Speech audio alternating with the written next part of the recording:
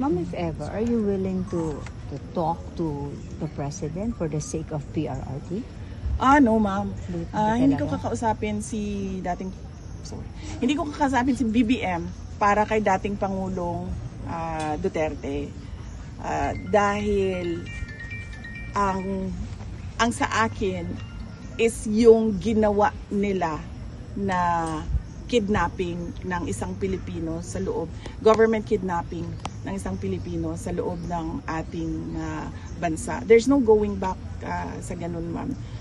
Trabaho niya yun at trabaho niya yun in a sense na inaprubahan niya na hindi niya dapat ginawa bilang isang Pangulo. Kung ano man yung problema legal problem ni dating Pangulong Duterte ngayon ay problema na yon niya at syempre ng pamilya namin dahil ama namin siya.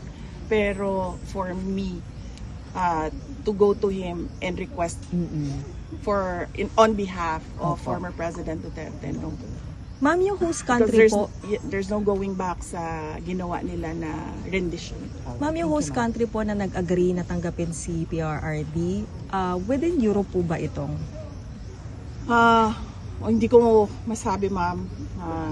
Hindi ko masabi kung anong country yon dahil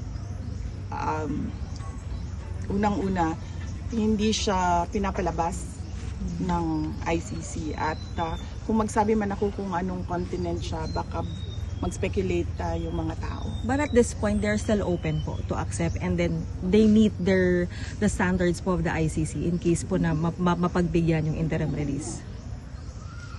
Ang huling pag-uusap namin ng abogado patungkol sa bansa na ito at sa interim release ay meron pa rin cooperation yung bansa doon sa appeal na ginawa nila para sa denial ng interim release.